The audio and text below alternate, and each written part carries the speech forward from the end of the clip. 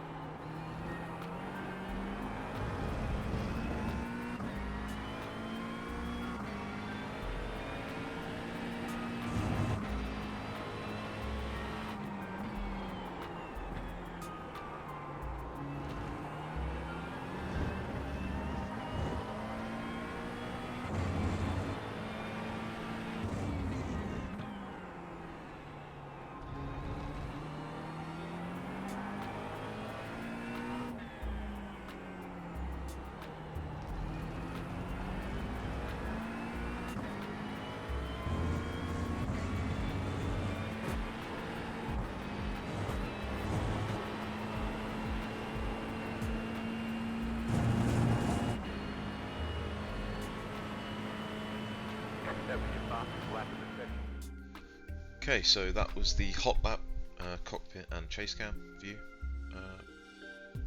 Quite a good lap. wasn't ideal, wasn't perfect, but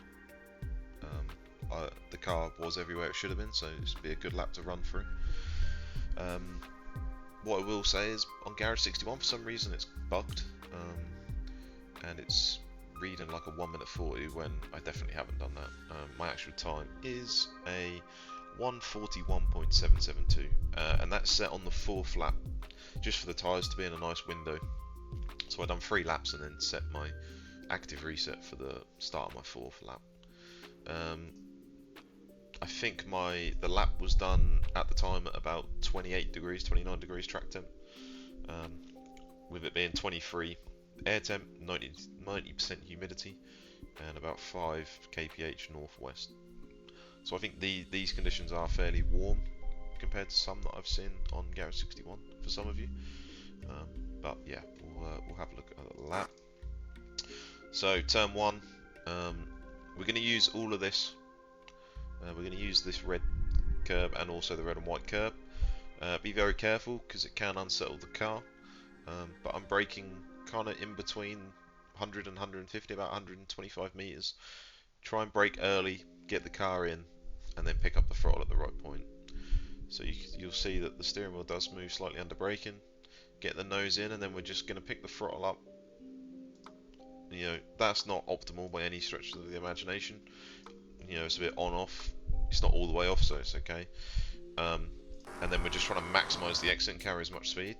The off-track is the right-hand side tyres all the way over this red and white. And as you can see, I run pretty close to that. Turn 2, kind of disregard this. All I'm thinking about is the next corner and setting up the next corner. So again, bring the car to the left. We'll use the curb, but not as much as turn 1. Pretty much as soon as the car is straight, you can see I'm now starting to come off the throttle, and then I'll start to come on the brakes. Again, you know, 70% maximum. My idea here is to get as close to this red and white curb as possible without going over it. If you try and apply the throttle on the curb, then you'll just get in TC and you'll spin up the rears, which is not ideal. So I try and get as close to it as I can on the throttle nice and early. Second gear allows me to be on throttle more aggressively than what I would in turn 1. You can see that I am really aggressive here. I'm also very aggressive on the exit coming across to the right hand side. You can take this flat. It's very difficult, you need to have minimum steering inputs. If you're a bit aggressive on the steering, then you will spin as you come over the crest and the weight transfers. I would suggest just a tiny lift, maybe 10 to 15%, and then back on, just as you come over this crest, just to settle the car. On the exit, you can run a lot wider. You can run onto this red bit, and it's still not an off track. So normally, if you go tighter than I did on the entry to turn for a 4, then you'll run wider on the exit. Just, you know, the natural trajectory of the car. But here we'll head down to the hairpin. I don't really have too many visual cues here for braking. All I tell myself is it's after this white line, and it's kind of when this curb starts on the left for the like alternative layout. So you know, as soon as I get past this like white point here, I'll then start to brake. Again, 80% maximum, down to second gear. Trying to get the car as tight as possible to this sausage go without touching it. And again, second gear, really aggressive on the. I can be more aggressive on the throttle. It's not super aggressive. I'm not straight to 100, but I am fairly aggressive. Just that second gear just allows the car to pick up with the turbos. The way the turbos work on this car, it's still fine. Okay, so that left flat out, it's not really a corner. So this corner here, I'm not really thinking about this corner. All I'm thinking about is the next corner. Is how do I use this corner? It's just a light trail brake, lift, and then all I'm thinking is about setting up this corner. So again, we use the curb on the left. As soon as the car is kind of straight, we're on the brakes, turn the car in, and what we want to do is really be careful on the exit. You can see how long I wait before full throttle. Even then I lose the rear a little bit. Wasn't really optimal. I lost probably a tenth here. But you can see how long I wait on the throttle before going 100%. So this left-hander, just flat out, keep it as tight as possible. So this next turn 10 and 11, disregard turn 10. Just treat these two corners as one long corner, and all you're aiming for is a late apex. I don't really have any cues again for braking. Maybe you could use the hut on the left or the 50 meters, the 50 meter board. But it's just a light brake coming over the hill with the weight transfers, and all I'm thinking is I want my car to be here. I want my car to be at this apex, where I can get on the throttle early and I can carry all this speed through the next corner, down to the 90-degree left. I do get a little bit leery on the exit, but that's fine. The off track is past this red and white curb, so there's plenty of space. But if you do this corner correctly, you can be on the throttle so early, and you can carry a lot more speed down to the next corner. So this corner here, disregard, just flat out, keep it tight. Again, I don't really have like a visual cue. It's kind of as soon as the car is straight, I'm on the brakes, because the last thing you want to do here is go deep, get in the ABS and miss the corner. So again, second gear, you could be in first, but second gear for me works a lot better.